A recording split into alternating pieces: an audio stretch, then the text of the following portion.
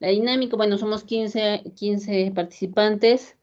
Yo voy a calificar cada sesión, cada uno tiene que llevarse aunque sea un punto de intervención. Si te he llamado y no has intervenido, voy a poner mi marquita que te he llamado, pero no has contestado. No te voy a quitar punto. Si al final de las 4 sesiones no tienes tus 4 puntos, son 8 puntos que estás jugando, ¿ya? Y tu examen de 10 preguntas vale 12 puntos. Entonces, tus intervenciones valen 8 puntos y tu examen vale 12. Si cuando pido intervención oral, un voluntario, puedes ganar un punto extra. Por ejemplo, a mí me ha pasado que en el grupo anterior, de 10 preguntas, una de las muchachas me ha sacado una pregunta. O sea, de 10 ha acertado uno en el examen escrito, ¿no? Pero esta muchacha tenía full intervenciones. De verdad, yo pensé que iba a jalar, porque con uno, ¿quién aprueba? De 10 preguntas, uno, y dije, no apruebo. Pero luego me doy con la sorpresa de que tiene full intervenciones orales, tranquilamente aprobada. Entonces, es importante las intervenciones orales, ¿ya? Atentos, ya les saben los temas, les he dado todo junto para que no se sorprendan. Y voy a llamar yo, porque pedir voluntarios a veces bloquean y no somos equitativos. Entonces, van a tratar pero que todos tengan la misma oportunidad. En su ficha de evaluación hay varios ítems, como es diagnóstico clínico y habilidades, historia clínica, intervención oral, trabajos, asistencia, puntualidad, actitudes y valores. Obviamente por este medio no lo podemos realizar, ¿ya? Por eso mi calificación se basa en 2 ítems. Intervenciones orales, que ahí me va a decir si has revisado, que si no lo tienes de memoria, por lo menos lo has buscado, y cuando yo te pregunte lo vas a tener a la mano. Aunque sea lo vas a leer, pero lo vas a encontrar rápido. Si tú te demoras en contestar, yo ya sé que no lo has revisado, no lo has buscado, entonces ya me di cuenta, ¿no es cierto? Y si lo lees al pie de la letra, igual. Entonces tienes que interpretar qué es lo que entiendes, ¿no? Entonces, y el examen, todo eso me da a mí los 20 puntos. Lo que yo voy a hacer al momento de entregar sus notas es disgregar, ¿no? Disgregar esos. Si he sacado 15, los repartiré X, como sea, en esos ítems que han pedido, porque el REA no se está evaluando eso. Lo que a ellos les interesa es la nota y eso yo lo voy a plasmar. Una falta, te quito un punto a tu asistencia. 2 faltas fuera de curso. Pero si tú me dices de que, no sé, tienes un problema, yo voy a entender. Tengo la obligación, ¿sí? Así como ustedes se adaptan a mí, yo me adapto a ustedes. Entonces, todo a través de su delegada. Cualquier cosa que no puedan, que necesiten, a través de su delegada. Ella me va a informar. A veces hay corte de luz, a veces ha pasado que están en 8 cuando entra la señal, entonces vamos a ir justificando. Pero todo tienen que prever, ¿ya? O ver la manera de recuperar. ¿Ya? Entonces, creo que las reglas están hechas. ¿Alguna duda, queja, murmuración? Hablen ahora o callen para siempre. ¿Están? ¿O estoy hablando solita? María Fernanda. Doctora, ¿el día jueves se realizaría el quiz? La El última jueves. clase. El ¿Va a jueves. ser, doctora, oral? ¿Va a ser con preguntas que usted nos va No, por a el realizar? Quizzes. El Quizzes es una plataforma que la utilizan mis hijos en el colegio. Y te voy a poner fotos, imágenes, y tú vas a dar 4 alternativas y vas a dar tu respuesta. Es sencillito. Pero todo se basa en Ya, lo que vamos doctora. a hacer en las clases. ¿Ya? Entonces, Ya, doctora. ya entonces empezamos. Voy a proyectar mi imagen. El día jueves va a ser ecografía. La hora académica son 45 minutos. Entonces el día jueves hacemos ecografía y luego terminamos con el examen, que es un quiz que no necesita mayor cosa, solamente poner tu nombre. Voy a abrir mi PowerPoint y voy a proyectar la imagen.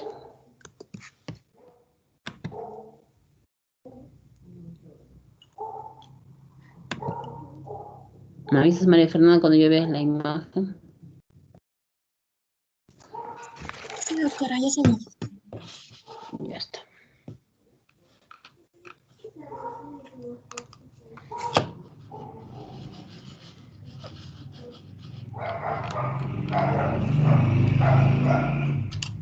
Entonces, en la práctica de ahora vamos a ver lo que son los rayos X. ¿Qué son los rayos X, Viviana?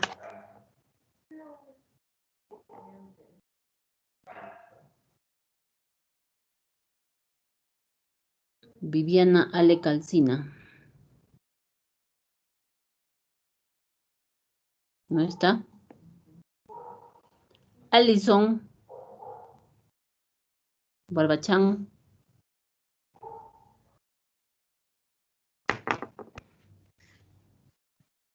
María Fernanda Disculpe, Mesa.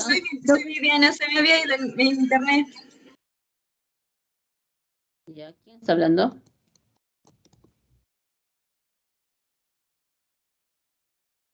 ¿Viviana o Alison? Parece que es Viviana, doctora, y tiene problemas con su internet. Sí, doctora, soy Viviana, disculpe. Ya, Viviana, ¿qué son los rayos X? Ondas magnéticas, doctora. Ya, ¿algo más que me quieras decir?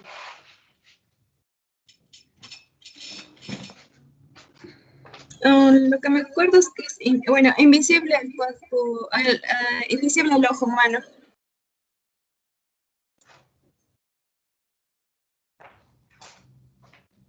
Y cómo se ve en la imagen atravesar los cuerpos. Alison, ¿qué son los rayos X? Doctora, sí, disculpe. Ya, Alison, Sí, doctora. la misma pregunta. Es que, doctora, estoy con problemas de conexión. No pude escuchar bien la pregunta. ¿Qué son los rayos X? Los rayos X son radiaciones que sirven justamente estos rayos X al momento de tomar una radiografía, atraviesan al paciente y prácticamente no sirve para tomarle esta radiografía, para saber cómo están sus estructuras anatómicas. Britney, ¿qué son los rayos X? Son un tipo de radiación llamadas ondas electromagnéticas. Gracias a esto, las imágenes muestran el interior del cuerpo en diferentes tonos, tanto de blanco y negro, debido a los diferentes tejidos que absorben las cantidades de radiación. Entonces, los rayos X son radiaciones electromagnéticas ionizantes, muy penetrantes, ¿sí? Que tienen alta frecuencia y menor longitud de onda. Recordar que los rayos X forman parte del espectro de radiaciones electromagnéticas, como ya hemos dicho, que tiene una alta frecuencia y una menor longitud de onda.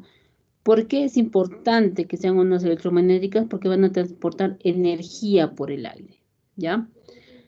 Para entender los rayos X tenemos que saber la física de los rayos X, ¿sí? Entonces, pero para la física necesito reconocer los componentes del equipo de rayos X. Anel Condori, ¿qué me puedes decir de los componentes del equipo de rayos X? Bueno, tenemos cinco partes. El principal es, como en la imagen está la mesa de rayos X.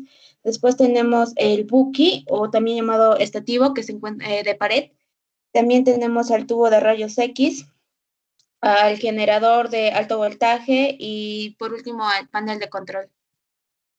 Muy bien, entonces, como ha dicho Anel, son varias las partes.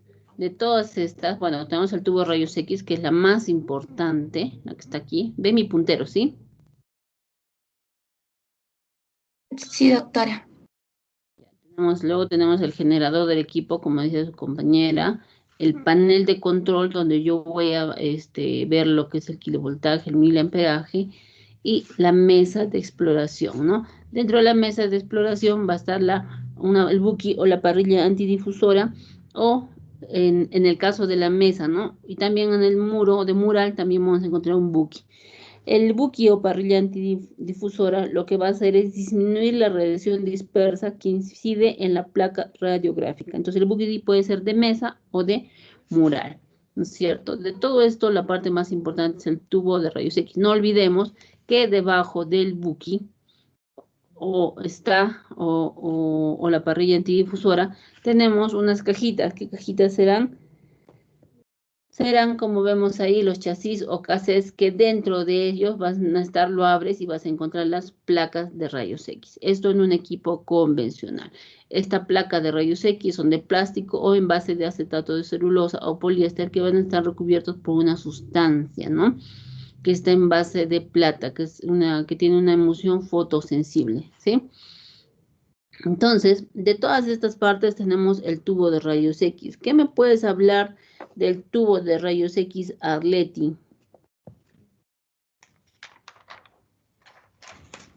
Sí, doctora. El tubo de rayos X va a generar la producción de los rayos X y se forma con calor en un 99% con radiación ionizante y el resto va a ser en base de rayos X. ¿Algo más que me puedes decir, Winnie?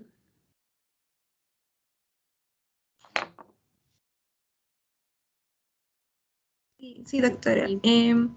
El tubo de rayos X es una válvula al vacío que ayuda a que se dé la producción, más bien da la producción de los rayos X por la colisión de los electrones producidos por el que produce los rayos X. ¿Algo más, Caterine? Que también se obtienen fotones que me constituyen la radiación ionizante que es utilizada para el radiodiagnóstico y ¿qué más? Que también tiene un filamento metálico que es el cátodo y donde me produce una nube de electrones y a su alrededor y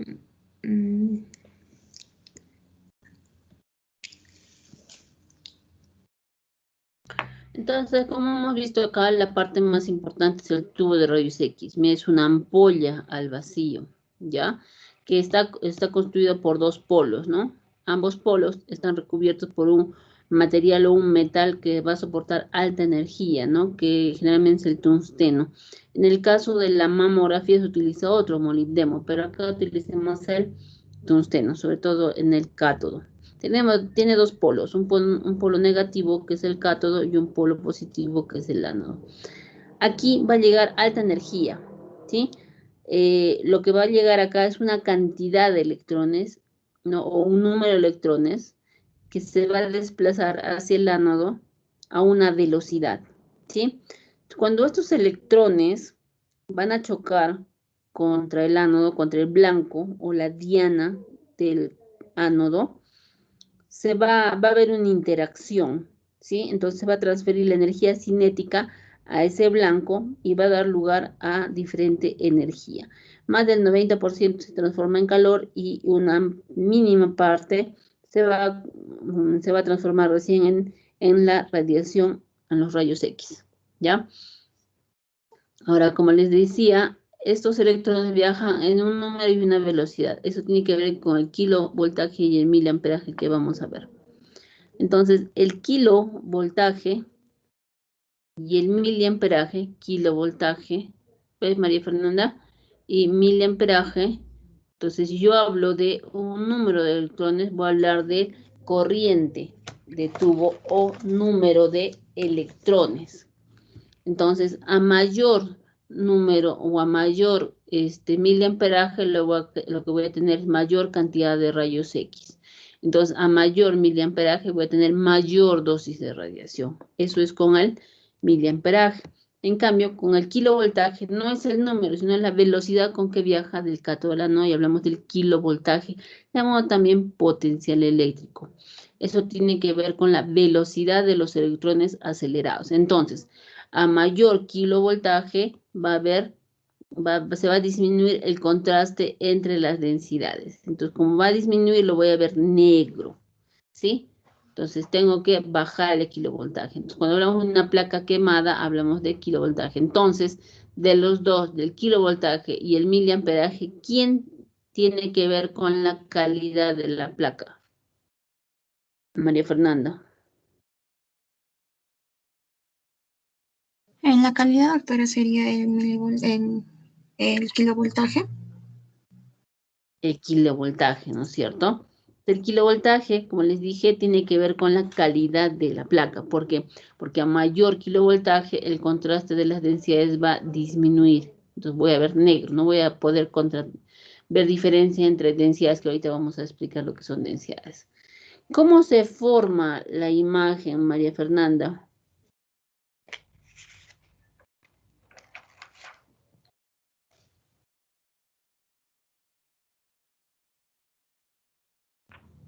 ¿Qué pasa con los rayos X La cuando imagen, llegan doctor.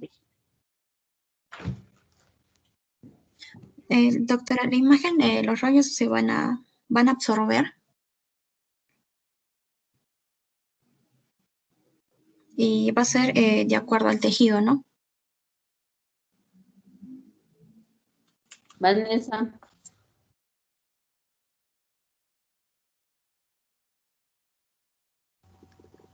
Sí, doctora. ¿Cómo se forma la imagen?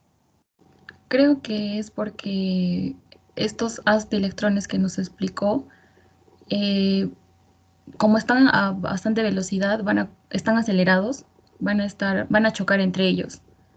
Y bueno, al chocar con los átomos blancos, entonces de alguna manera van a perder esta velocidad o esta energía que tenían, y se va a transformar en calor y luego se va a emitir en forma de radiación electromagnética, ¿no? Que esto se va luego a extrapolar a la placa que está entre el paciente y el generador de rayos X.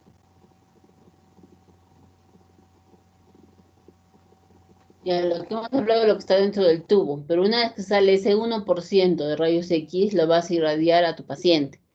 ¿Cómo se forma la imagen ahí? Ya no hablemos de física. Va a atravesar un tejido. ¿Qué pasa con este rayo? Va a depender de la densidad que atraviese, ¿no? ¿Cómo así?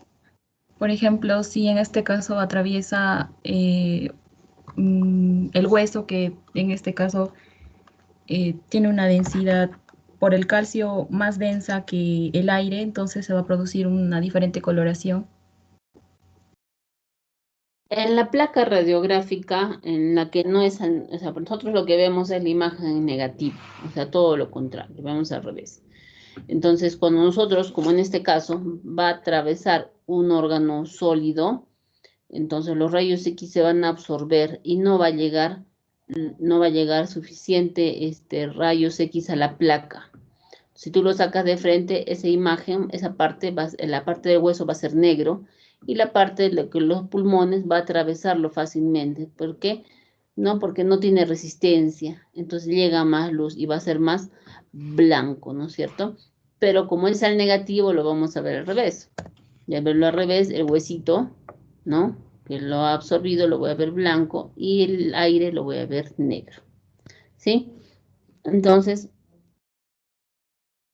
eso tiene que ver, como ya hemos dicho, con la densidad de los tejidos. Entonces, hay absorción y dispersión de los fotones cuando estos interactúan con los tejidos, ¿sí? Y va a haber alteración del haz de rayos X y esto se va a llegar a la placa radiográfica. Entonces, hay atenuación de los rayos X por interacción de estas estructuras que nosotros sabemos que es en 3D, ¿no? Tridimensionales. Y se va a proyectar sobre un plano bidimensional, ¿no? Diferente a una tomografía, que lo vamos a ver en 3 proyecciones, ¿sí? Entonces, para entender un poco mejor, primero que vamos a hablar de la terminología que se utiliza en rayos X son dos: radio opaco o radio lúcido. Radio opaco es blanco, radio lúcido es negro, ¿no? Entonces, para entender esto de los rayos X, tengo que, gracias a esta atenuación de los rayos X, se van a formar 5 densidades radiológicas. ¿Cuáles son las 5 densidades radiológicas, Vanessa? Sí, doctora, son el aire, la grasa, los líquidos o tejidos blandos, el calcio y por último el metal. Tenemos así, ¿no es cierto? El aire, densidad grasa, densidad agua, tejido blando, densidad hueso y la que es muy, muy brillante, densidad metálica, ¿no es cierto?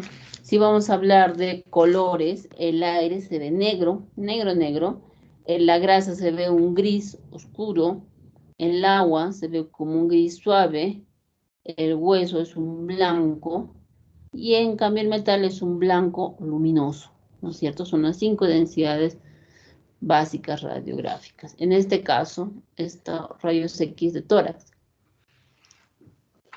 ¿Lo ven? ¿Ves, María Fernanda? Sí, doctora. Entonces, para aprovechar esta placa, tengo que reconocer si esta placa es una posterior anterior o es una anteposterior. Mañana vamos a ver proyecciones de rayos X, ¿sí? En el caso de tórax, porque estamos viendo tórax y vamos a aplicarlo a semiología. Vamos a entrar, antes estábamos tocando tomo y rezo, pero les ha complicado. Así es que como es semio, vamos a hacer solamente rayos X y ecografía. En cuarto año que vamos a llevar el curso de imagenología, ya ahondamos en estos temas, ¿ya? Entonces, esta es una placa de ¿qué será que estoy viendo? Esto es el tórax, ¿sí? Esta placa, yo voy a decir si el paciente está parado, sentado o echado. ¿Cómo voy a decir? ¿Cómo sé? Un voluntario.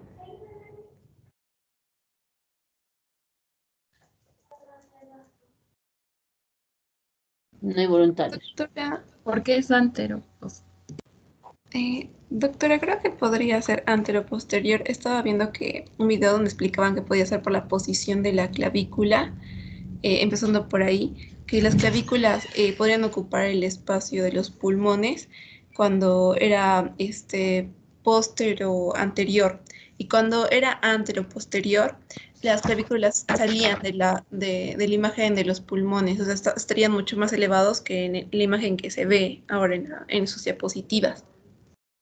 Y también la forma en que podíamos ver si estaba echado o parado podría ser también por si la presencia de un líquido, ¿no? Por ejemplo, los líquidos se verían asentados, generando así como que ya no se vería, digamos, el ángulo costo diafragmático, sino que este ángulo se vería como nivelado. Y si se echa el paciente, eso sería cuando está parado, pero cuando se eche, ya no se va a ver ese líquido, la presencia del líquido, porque se va a esparcir en toda la cavidad, justamente por la gravedad. Cuando nos echamos nos desparramamos. Y acá, sin ver eso, con alguna marca, ¿cómo diría que está parado, sentado o echado? Me parece, doctora, que está parado y también es póstero anterior. Ya, ¿y cuál es su indicación de que está parado? ¿Cuál es el líquido que me estás diciendo? ¿Qué te estás guiando?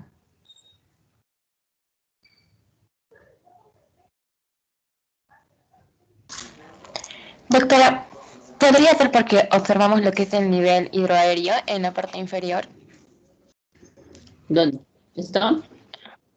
Ajá, sí, como dice mi compañera, por la gravedad, este líquido se acentúa hacia abajo, se acumula abajo. Y justamente eso es porque el paciente está de pie. ¿Y esto qué estructura será? Ese es podría ser lo que es el estómago, la cámara gástrica. ¿El ápex del corazón? El corazón. Entonces, voy a utilizar varias cosas.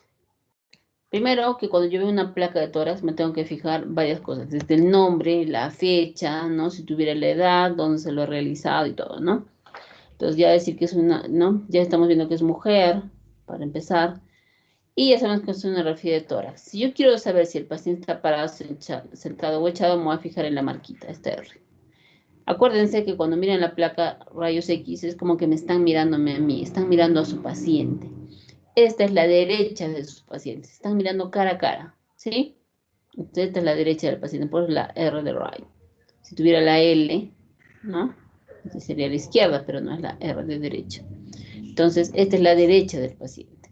Si la marca está acá arriba, está parado. Si la marca está en el centro, es porque está sentado. Y si la marca está abajo, es porque está echado. ¿Sí? Esa es una. Otras, como ya han dicho sus compañeras, que puede, por gravedad el aire sube, ¿no es cierto? Entonces tengo aire que por gravedad sube. Entonces hay un nivel, digamos, acá, ¿no? Puede estar vacío, ¿no? Porque no necesariamente puede haber agua, pero el aire ya sube. ¿Qué es la cámara gástrica? ¿Sí?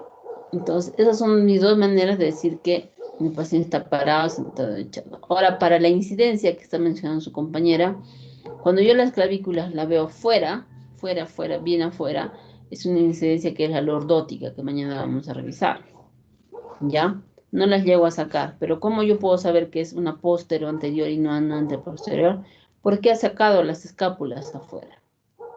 Las escápulas están afuera porque cuando tú has dado tu examen para ingresar a la universidad te han pedido que lleves una radiografía de tórax, donde tienen que decir que está normal. Entonces te han dicho, señorita, levántese el cabello, súbase la trenza, ¿sí? Quítese los collares, ponga las manos a la cintura, pegue los hombros hacia adelante y tome aire, contenga y disparar. Entonces ahí tú al poner las manos a los costados, la escápula va a salir. Y aquí sale diferente en un anteroposterior, donde como está echado o está de frente, la escápula estaría dentro. ¿Sí? Entonces una incidencia posterior anterior. En densidades, acá afuera, ¿qué densidad será? Aire. Aire. Aire. Si voy entrando, entro a la grasita, ¿qué densidad será? Grasa. Grasa, ¿cierto? Igual acá tejido celular. Voy entrando y miren esta imagen, que será el hígado. Densidad, Tejidos blandos. partes blandas, ¿no es cierto? El corazón. Ahora, el corazón es un órgano hueco, ¿no? Donde hay sangre, entonces hay líquido, por eso que se parecen mucho. Es una densidad, partes blandas o agua. El hilio, ¿qué tiene? Tiene vasos, tiene bronquios, ¿sí? Entonces, en eso vas a encontrar la trama vascular, que lo vas a ver radiopaco como arbolito, ramas de un arbolito, pero una densidad no de hueso, ¿no es cierto? De partes blandas. Después, ¿qué me falta? La densidad hueso. Miren la clavícula, la escápula, la columna, ¿sí? Es la densidad ósea. Y si quieres densidad metálica, es este blanco artificial AR. ¿Sí? Aquí, por ejemplo, en abdomen,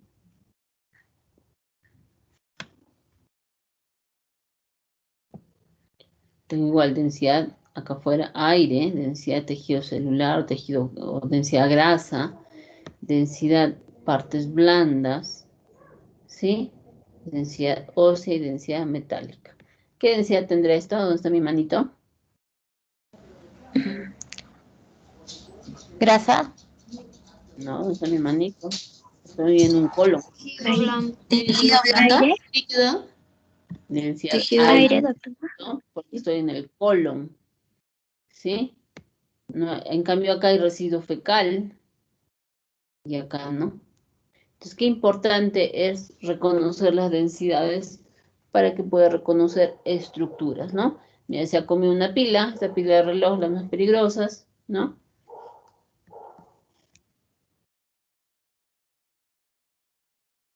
Abdominal, solo con tener densidades, voy a hablar de qué será esto, qué densidad tendrá. Una vez que se ubiquen qué densidad tendrá, ubíquense en qué estructura puede estar y cuál puede ser su diagnóstico.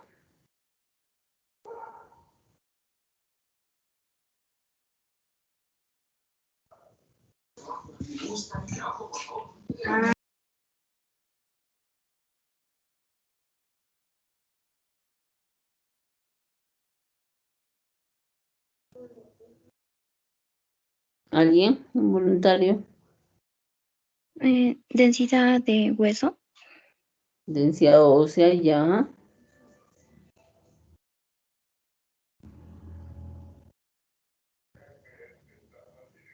Entonces, ¿qué podría ser?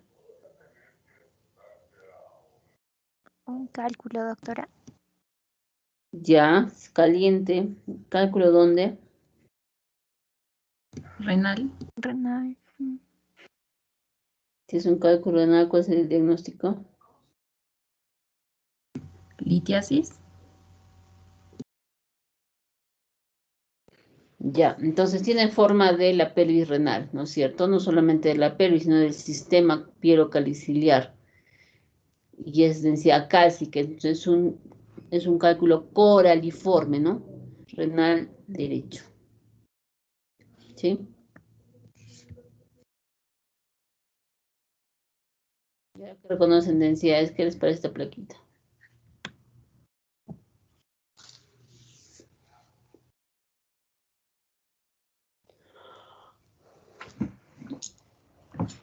Solo con conocer densidad está bien, ni siquiera hemos aprendido a leer una placa, pero ya solamente con densidad y ustedes tienen que decirme algunas patologías.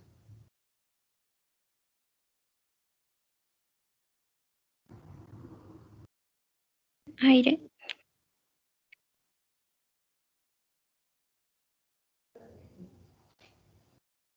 ¿Pero dónde?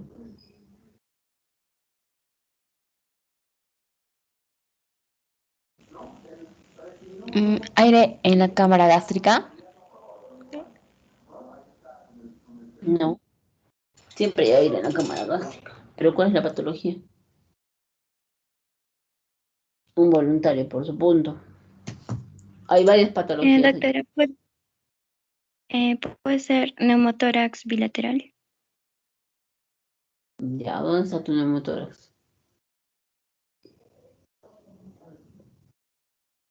¿Cómo lo describes? Se ven los pulmones colapsados. Ya, ¿qué más?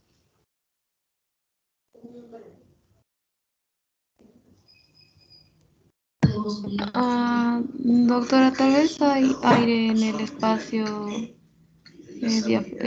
subdiafragmático. Diafragmático. Si hablamos de subdiafragmático, es debajo de acá. No veo aire subdiafragmático. En la parte izquierda, doctora, de la placa. ¿Ya? ¿En qué parte? Presencia de aire en la parte del pulmón izquierdo. Ya. Entonces, ¿cómo decir? ¿Esto de acá?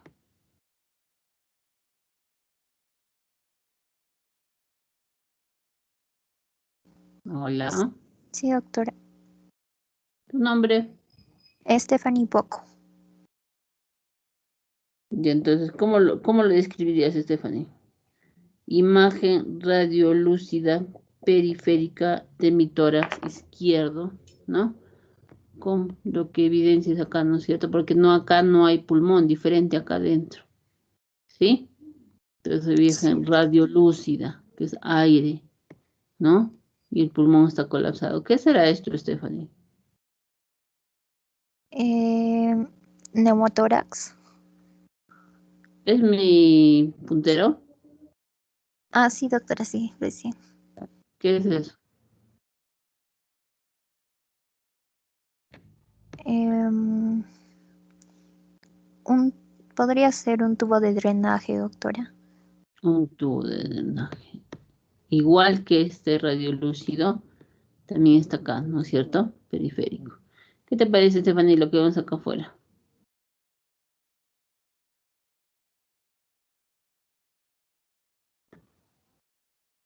Mm,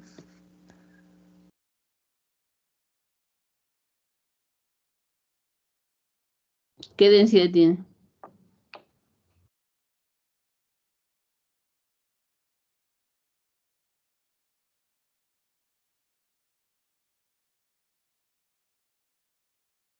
¿Qué densidad tendrá acá?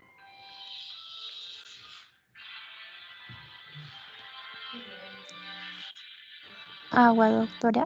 De tejidos blandos o líquidos. El negro radiolúcido es densidad de agua. Ah, no.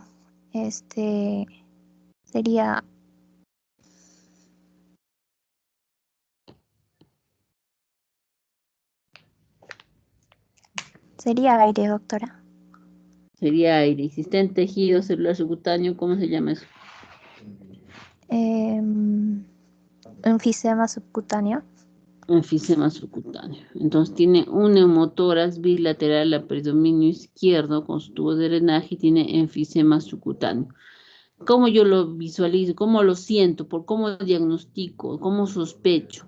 Es un paciente que tiene, como en este caso, un neumotórax o ha sufrido un acuchillamiento o ha tenido un trauma muy fuerte.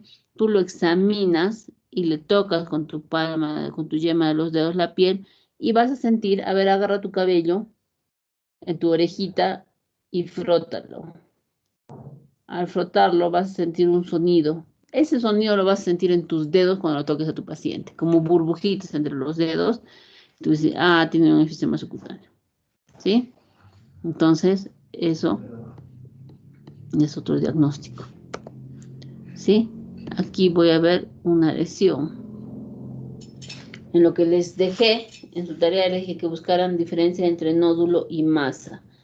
Melissa, ¿qué es un nódulo? ¿Qué es una masa?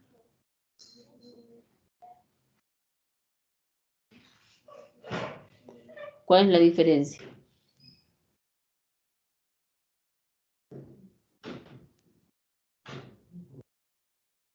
Melissa del Rosario Quintanilla Flores. ¿Está o no está? Ay, no. Creo que nódulo es cuando la opacidad, o sea, las opacidades de hasta 30 milímetros como diámetro, y masa es cuando es mayor a esto. En este caso, en esta plaquita radiográfica, Melissa, estamos viendo una imagen ovoidea, que obviamente mide más de 3 centímetros. Tiene densidad, ¿qué densidad tendrá? Esa tiene densidad de blanca, es hueso. Es igual que el hueso. En la postilla acá. O se parece al corazón. Al corazón. Entonces, densidad de agua. Líquido o partes blandas, ¿no es cierto? Entonces, ¿cómo vas a diagnosticar? ¿Cuál sería tu diagnóstico?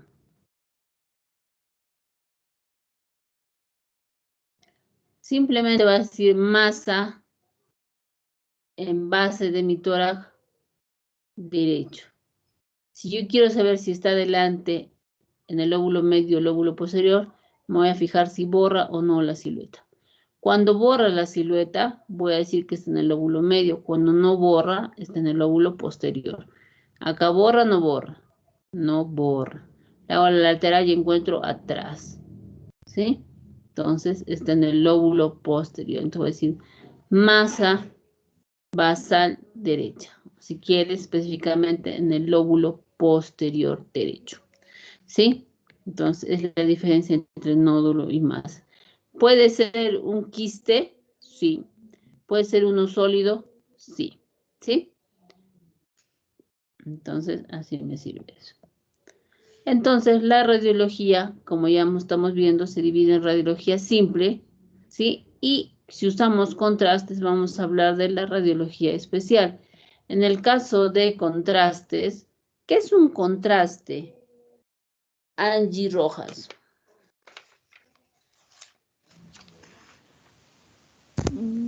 Ya. Doctora,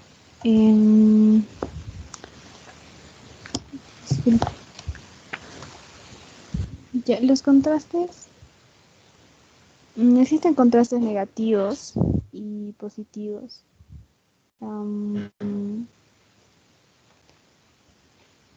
Y me va a mejorar la visualización de los órganos en el cuerpo humano. ¿Cómo así? Ya, a ver, en el caso del contraste positivo,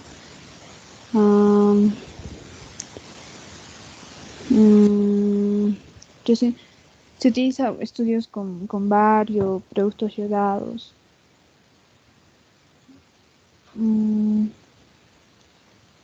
ver.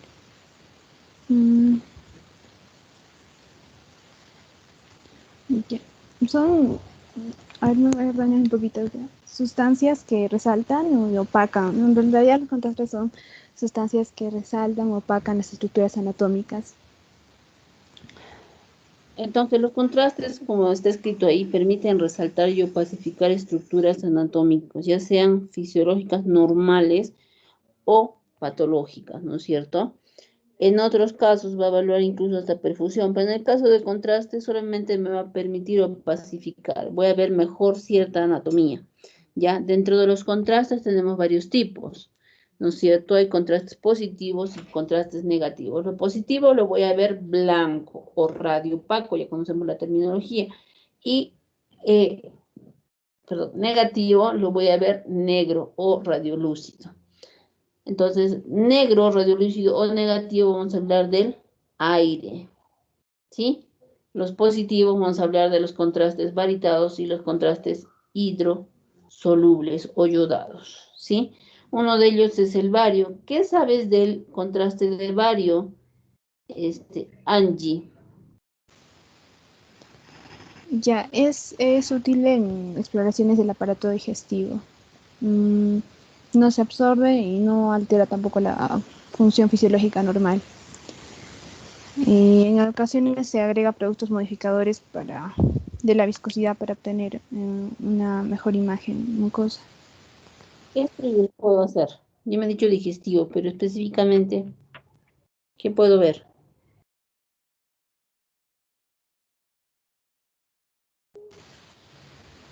Mm, mm, Débora. Doctora, podemos ver esófago, estómago y el intestino. ¿Delgado o grueso? El delgado. Cuando lo tomamos por vía oral. Y el grueso,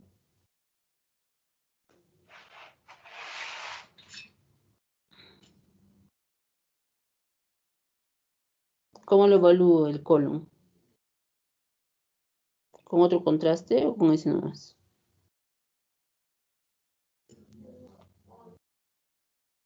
Débora.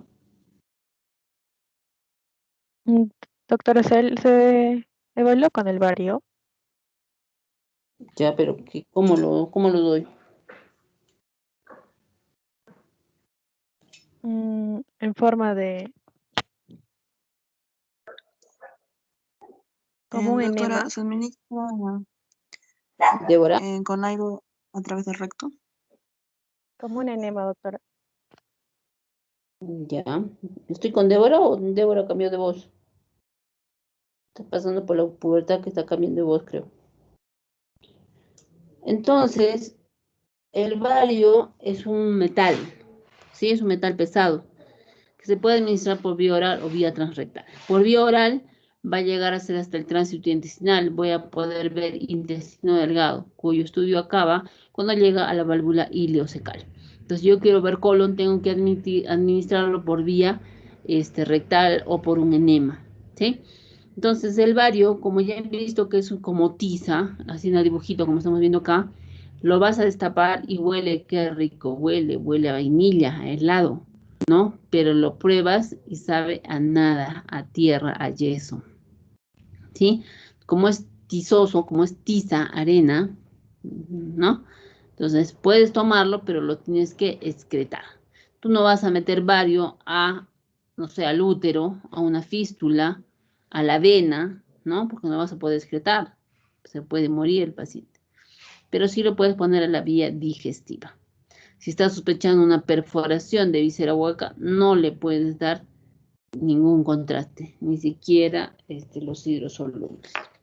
¿Sí? Entonces, otro contraste que voy a colocar, es el hidrosoluble. El hidrosoluble de los contrastes yodados puede clasificarse por su osmolaridad. ¿Qué me puedes decir de estos contrastes, Débora?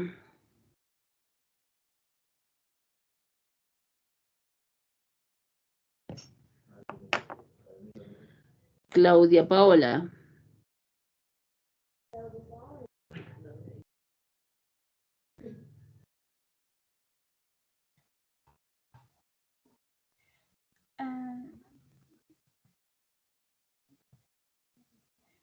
hay contrastes iónicos y no iónicos. Los no iónicos son los menos tóxicos y son más seguros. ¿Cuánto es la osmolaridad del cuerpo, Claudia?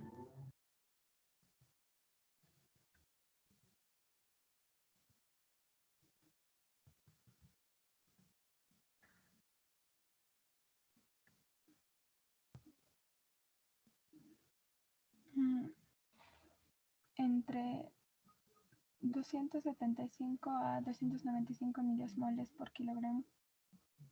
Ya. Entonces yo le voy a poner un contraste que tiene que ser hiperosmolar o iónico o no iónico. ¿Cuál le voy a poner?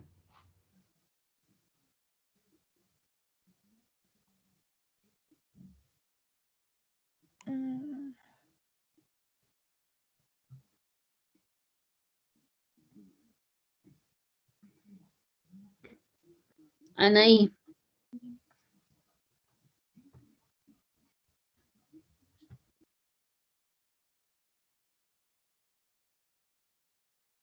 Anaí.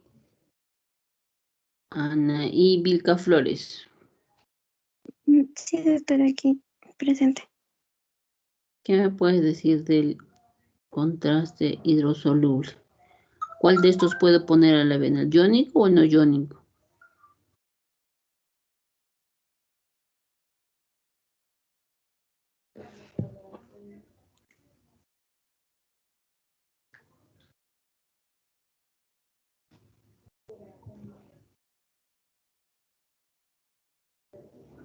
Viviana. Los hidrosolubles no iónicos, doctora. No iónicos, ¿por qué?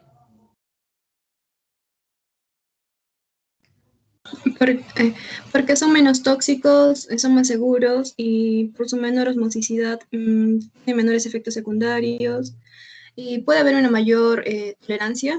Y también se puede colocar intraarterial, intralinfática, digestiva, local. Entonces, ¿qué estudios puedes hacer con este yodo?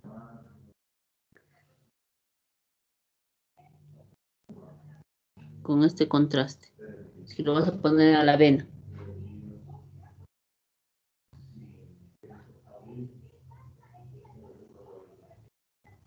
Viviana.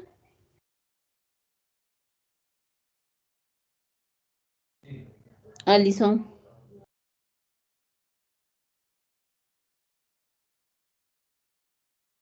¿Están o estoy hablando solito? Doctora, sí. Doctora, podría ser, no estoy segura, en una tomografía. Ya, cosa, pero ¿qué estudio? ¿Qué quieres ver? Estamos ahorita en rayos X, ¿no es cierto? Sí. Por ejemplo, en la quimioterapia. Britney.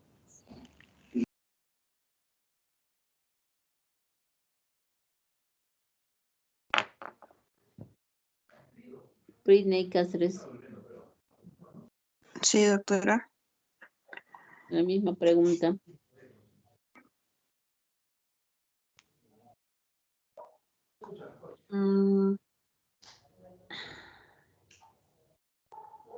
Entonces, si yo les voy a poner a la avena, esto se va a tener que excretar por una vía y se va a excretar por la vía renal.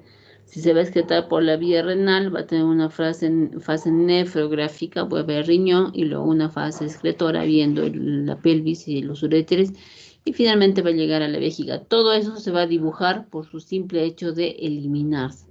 Entonces, el estudio que yo voy a poder hacer es una urografía excretoria. Entonces, como todo este contraste se va a excretar por la vía renal, ¿cómo sé que este riñón está funcionando bien? ¿Cuál es el estudio de elección? Débora Rojas.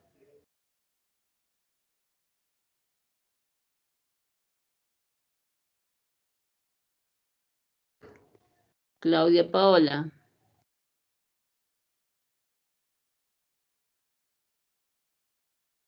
Estoy poniendo puntitos que estoy llamando, ¿ah? No están contestando. Anaí Vilca.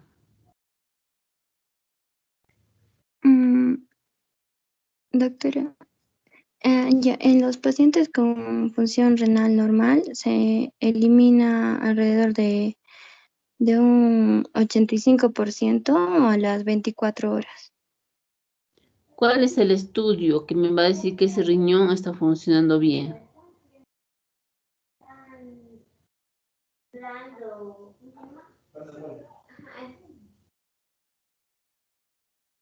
Doctora, ¿puede ser pielograma intravenoso? A ver, ¿en qué parte estamos? Porque estoy preguntando cuál es el estudio que me va a decir que el riñón está funcionando bien. Y si está funcionando bien, le voy a poder poner el contraste a la vena. Urografía. Urografía excretora. Urografía intravenosa. Ese es el estudio que voy a realizar que ya les dije. Pero ¿cómo sé que este riñón está funcionando bien?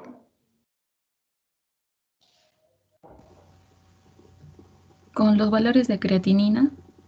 Claro, con los valores de creatinina. Yo tengo que saber que ese riñón está funcionando, va a poner la creatinina, que tiene que ser menos de 1.3, ¿no es cierto? En adultos ya puede subir hasta 1.5, pero en menores no. Es básico, chicas. ¿Qué estudio será este? Estoy usando ¿y qué contraste? Un voluntario. Diga su nombre y dígame qué estudio es. Es con bario líquido porque está dándose por la vía oral. El bario siempre va a ser tiza, entonces yo lo voy a disolver en agua y todo me lo voy a tomar como líquido, como tierra, polvo seco no lo voy a tomar, ¿no es cierto? Entonces, ¿qué estudio será esto? ¿Qué estoy dibujando? ¿Qué estructura estoy viendo? Que normalmente en una radiografía simple no lo veo. El esófago. El esófago, pero es un esófago patológico, está distendido, ¿no? ¿Cuál es su nombre? Vanessa Pérez.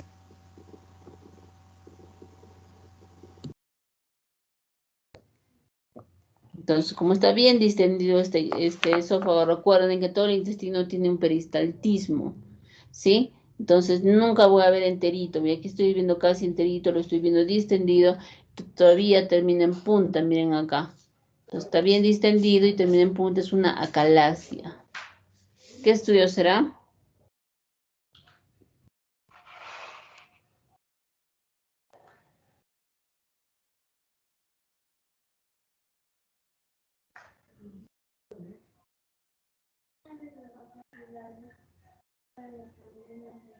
Un voluntario.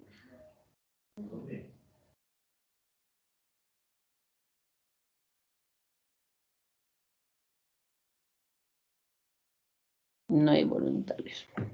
A todos menos un punto. Doctora, ya. Eso, sí. Sería también con bario, pero por vía transrectal. ¿Qué estudio es? De contraste iónico. Iónico. Entonces, este es un colon, ¿no es cierto? Porque tiene austras, ¿no? Tiene austras, entonces es un colon. Entonces, intestino, ¿qué voy a hacer? Le voy a colocar bario. Y para verlo mejor, le voy a echar otro contraste más que el aire. Por eso veo doble contraste. Aire y bario. Sí, es un colon doble contraste. ¿Qué estudio será?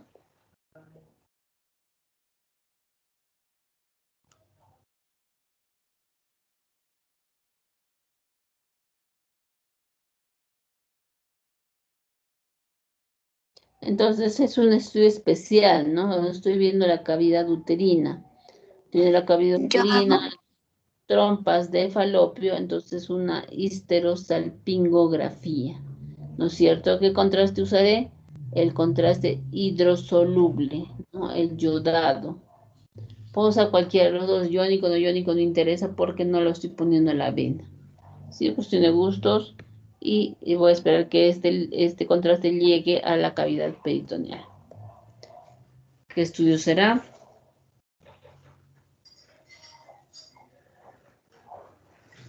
Entonces es una vía biliar, ¿no es cierto? Es una vía biliar, paciente que lo han operado, Entonces tiene que pasar al duodeno, debería disminuir el gasto cuando esto se desinflama y no disminuye el gasto. Le ponen el contraste y dibujan y le encuentran una imagen de defecto de relleno. Entonces, en radiografía especial vamos a hablar de imágenes de defecto de relleno. ¿Sí? Entonces, esta imagen radiolúcida es una imagen de defecto de relleno. Esto que estamos viendo acá es la vía biliar. Todo esto es el colédoco y está distendido. Normalmente en pacientes no operados debe medir hasta 6 milímetros de diámetro AP. En pacientes operados hasta 8. Y aquí recién lo han operado y está bien distendido. Entonces es una colédocolitiasis. Colédoco, donde está litiasis, el cálculo, ¿no es cierto? Una colédocolitiasis.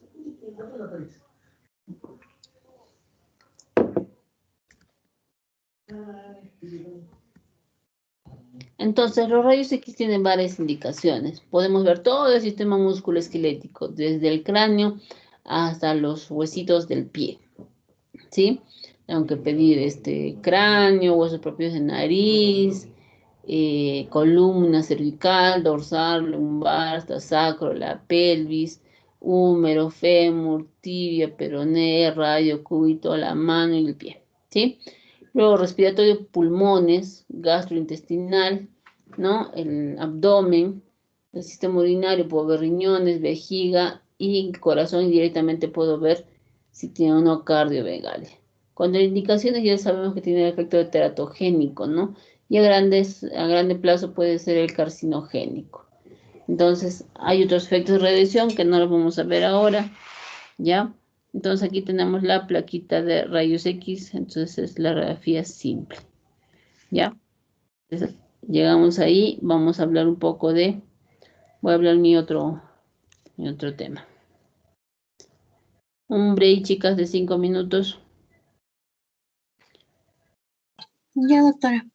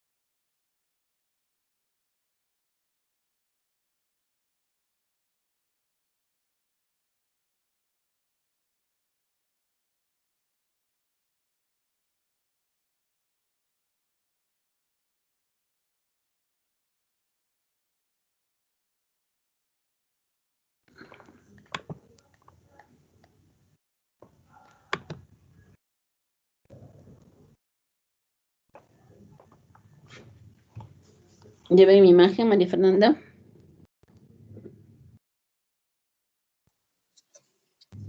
Sí, doctora. Entonces vamos a ver lo que es el abordaje básico de la radiología de tórax. Vamos a hablar de lo que son las proyecciones sistemáticas, lo que ustedes estaban hablando más antes. Eso principalmente, y criterios de calidad de una placa de tórax, ¿no? Y mañana vamos a seguir con lo que es patología pulmonar. Entonces, como ya hemos visto como hace un momento una placa de rayos X, tienes que tener un hábito para examinar, ¿no? Tienes que ver el nombre para ver si es hombre o mujer, la edad, hay enfermedades que son más en niños que en adultos, incluso cánceres, qué fecha se le ha tomado, no es lo mismo estar sospechando un derrame pleural que le tomes ahora o que le tomes de hace un mes, ¿no es cierto? Es diferente. Tienes que fijarte en qué posición está, porque si yo no puedo evaluar corazón en un paciente echado, no es lo mismo en un paciente parado o echado, porque echado aumentas el diámetro del corazón, ¿no? En un porcentaje, incluso hasta el 20%, ¿sí? Si tiene radiografías anteriores para comparar, para ver su evolución, sería mucho mejor. No simplemente conformarme con lo que veo. Entonces, hay varias proyecciones sistemáticas. Las dos principales son la postero anterior y la lateral. Luego tengo las complementarias, ¿ya? Entonces, estas proyecciones sistemáticas dan mucha información, ¿no? Para lo que yo he pedido, ¿no es cierto? Tiene bajo costo y tiene gran utilidad. Entonces, es importante conocer todas las proyecciones, ¿sí?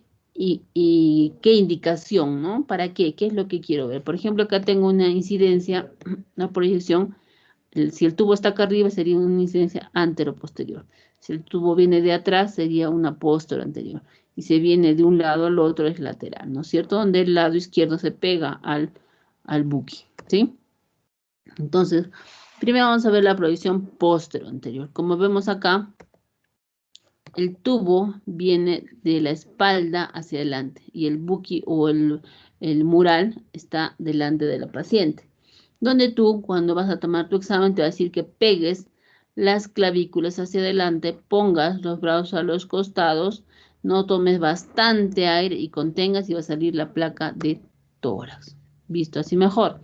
El tubo posterior anterior, ¿no es cierto? Las manos a los costados, las clavículas pegadas o los hombros pegados al buqui, ¿sí? El cabello levantado, tomas bastante aire y contienes y vas a tener una radiografía de tórax. Incidencia posterior anterior. ¿Por qué? Tú has sacado las escápulas afuera. Sí, el paciente está parado, no está echado. Entonces, ¿qué me puedes decir de la proyección posterior anterior? Débora Rojas.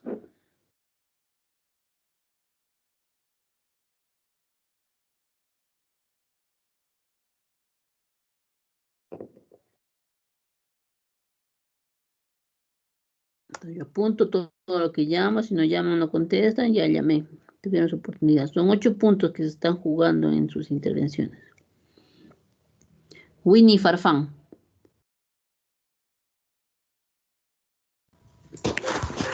Sí, doctora. Ya, ¿qué me puedes decir? La posición posterior anterior, por lo que puede leer, es la más adecuada para tomar una radiografía del tórax. Se hace en posición vertical. Tiene que haber una distancia de 2 metros entre entre el objeto, la persona y el mural, el que va a emitir los rayos. Y para que el corazón, no haya una magnificación del corazón. También se tiene que poner una posición, como vemos en la imagen, para que las escápulas no perjudiquen la imagen de la cavidad de la cavidad pulmonar.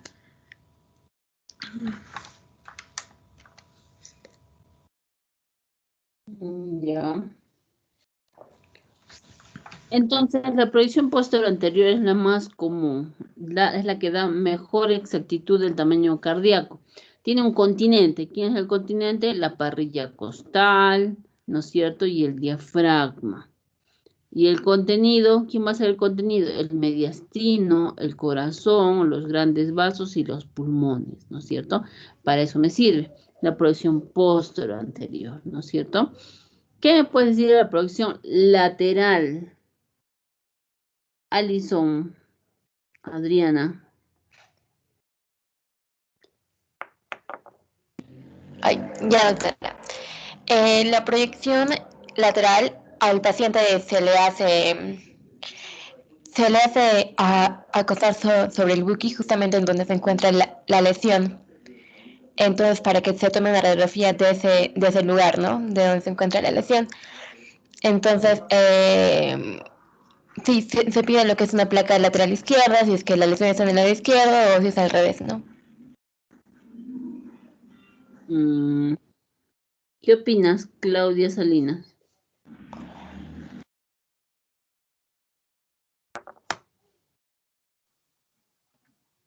¿Está Claudia Paola? Sí, estoy presente, doctor. ¿Qué opinas de la proyección lateral? ¿Estás de acuerdo con tu compañera?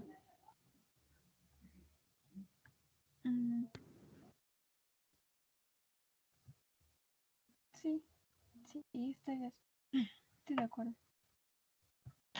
Anaí.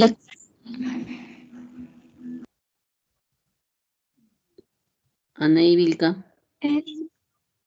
Sí, doctora.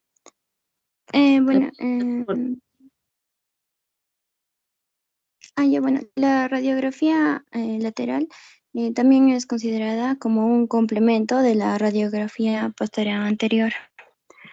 Y, por ejemplo, cuando conocemos el lado patológico, se le apoya, ¿no?, sobre el chasis para poder apreciar mejor la lesión de una forma más nítida.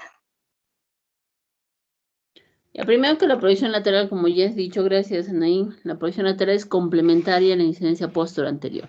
¿Por qué es importante? Porque me permite ver patología mediastínica. ¿El continente quién va a ser? El continente va a ser el esternón, ¿sí? La cintura escapular, los arcos costales, la columna dorsal y el diafragma. Y el contenido va a ser el espacio retroesternal, la opacidad cardiovascular y el espacio retrocardíaco. ¿Ya? ¿Cómo yo hago? No escojo mi lado, derecho, izquierdo, no interesa. Simplemente la posición lateral es la que contacta la película por su lado izquierdo, como vemos acá, de la paciente con el buki. No es el paciente echado, el paciente también está parado, ¿sí? No es el paciente echado, ¿sí? Entonces va a contactar la película por su cara lateral izquierdo y el paciente tiene que levantar los brazos para la proyección lateral. Entonces las dos proyecciones sistemáticas es esta, la posterior anterior y la lateral. Diferente a las proyecciones complementarias. Miren, por ejemplo, acá tengo las dos sistemáticas, la posterior anterior y la lateral, donde me ayuda a ver acá, por ejemplo, hay una línea que va a ser la cisura menor. En la lateral, la cisura menor queda adelante y la grandota, la oblicua es esta, ¿sí? La cisura oblicua. ¿Ya? Entre otras proyecciones complementarias tenemos esta, la anteroposterior. ¿Qué me puedes decir, Arleti Farfán, de la proyección anteroposterior?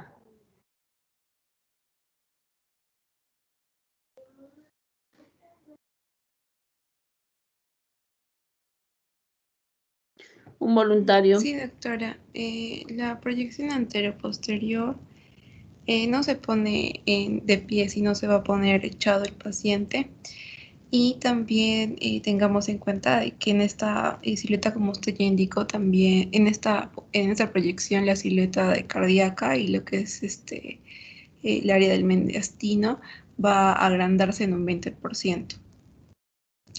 Y también hay ciertos problemas al momento de la expansión de la caja torácica, porque no se va a expandir igual el pulmón. Y bueno, siempre las placas son con inspiración profunda, porque al hacer Oh, creo que eso es todo, doctora. La proyección anteroposterior no solamente el paciente echado, también puede ser sentado, sin que sea parado. Pues se puede utilizar en pacientes que no pueden pararse, ¿no? Con su silla vas y colocas la proyección anteroposterior. Tanto la anteroposterior sentado o echado, ya hemos dicho que no es ideal para ver el tamaño del corazón porque va a aumentar, sobre todo en el echado, en un 20%. ¿Sí? Como vemos, el tubo va delante del paciente, es una incidencia anteroposterior. ¿Qué me puede decir de la proyección oblicua? Ya no llamo porque no me contesta, un voluntario. Nombre y habla. ¿Puedo hacer? Nombre. Melissa Quintanilla. A ver. Bueno, esta proyección oblicua es la que está a 45 grados. Aquí las costillas se van a elongar y se va a ver mejor que en una proyección, por ejemplo, anterior o anteroposterior. También he leído que esta se utiliza o ayuda a despejar más el mediastino. Entonces la proyección oblicua, como ya has mencionado, se va a angular un lado, ¿no? El lado que a mí, acá sí tengo que ver qué lado me interesa, no es como la lateral que siempre tiene que ser izquierda, ¿no? Aquí voy a buscar un lado. ¿Cuál es el patológico, no? Entonces tengo que angular entre 30 a 60 grados, 45 grados está bien. Entonces, ¿para qué sirve? Sirve porque va a evitar que haya superposición de estructuras, ¿ya? Entonces, estas, como ya estamos viendo, veo mejor ciertas partes del pulmón, entonces voy a ver lesiones cercanas al mediastino, ¿sí? Voy a ver lesiones cercanas al mediastino. ¿Sí? Puedo ver lesiones a nivel de los senos costofrénicos. Se ve mucho mejor. ¿Ven? Y también puedo ver lesiones costales. Esto también me sirve para parrilla costal y veo bien la parrilla costal. ¿Sí? Entonces, esto me sirve para aclarar alguna información, ¿no? Adicional a mis proyecciones sistemáticas. ¿Quién me puede hablar de la proyección lordótica? Stephanie Poco, doctora. A ver, Stephanie. Bueno, la proyección lordótica va a ser, como por decirlo, va a tener una incidencia anteroposterior, pero va a ser como más oblicua. Entonces aquí vamos a pedir al paciente, por ejemplo, que saque las clavículas y de esta forma nosotros vamos a poder ver los ápices libres. Y bueno, nos va a servir principalmente para poder observar el lóbulo superior y también el lóbulo medio. El tubo, ¿cómo proyecta los rayos X?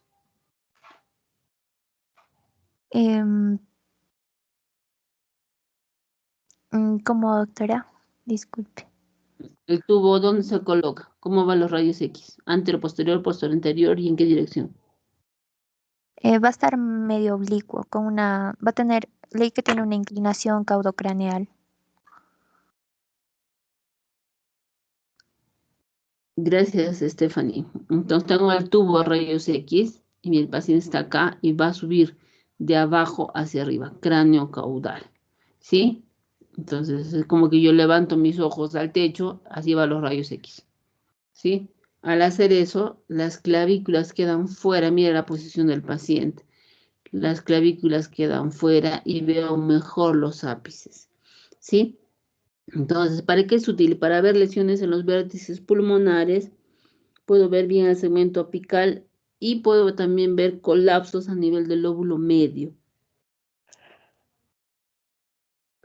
Entonces, el objetivo de esta proyección es de que las clavículas no se interpongan, queden fuera del campo pulmonar y yo pueda ver bien mis vértices pulmonares y también pueda ver mi mediastino medio. ¿Sí? Luego, tengo la de cúbito lateral con rollo horizontal. Este es un paciente que está echado, el tubo viene de adelante hacia atrás y voy a evaluar. ¿Para qué me puedes decir de esta proyección, voluntario? Su nombre y hable.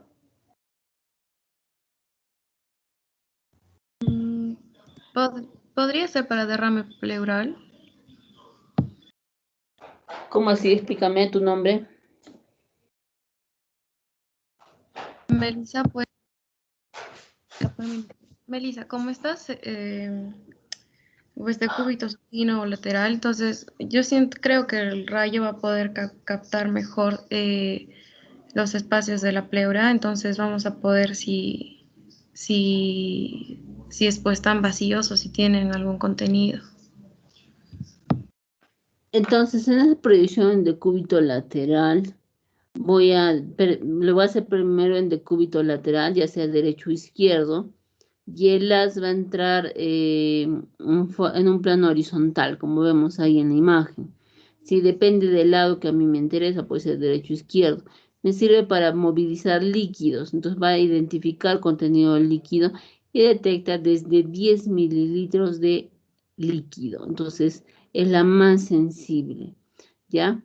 Entonces me sirve para derrames subpleurales para diferenciar entre un derrame loculado de un derrame libre, ¿sí? Y también para diagnosticar pequeños neumotórax, ¿ya? De cúbito lateral. Entonces, eso es lo más importante en proyecciones. Necesito que estudien, chicas, no estamos avanzando porque no están estudiando. Mañana, continuamos mañana, vamos a hacer criterios de calidad de una placa de tórax y vamos a ver patología. Cuando ustedes reconozcan los criterios de calidad, me van a hablar de la lectura sistemática de lectura de una placa radiográfica y vamos a ver patología pulmonar. Vamos a hablar del proceso intersticial, proceso alveolar. No están leyendo, tengo contadito las chicas que están leyendo. He llamado varias veces a 3 niñas y las 3 oportunidades no me han contestado. Entonces yo ya tengo intervenciones y ya les dije que sus intervenciones son bien contaditas, ¿ya? Entonces continuamos mañana, tienen tiempo para estudiar, mañana empezamos. Mañana podemos avanzar un poquito más, pero depende de ustedes, ¿ya? Hasta aquí llegamos, chicas. Ya, doctora, gracias. Hasta luego. Hasta luego, doctora. Hasta mañana, doctora. Hasta luego, Mañana, doctora. Hasta luego.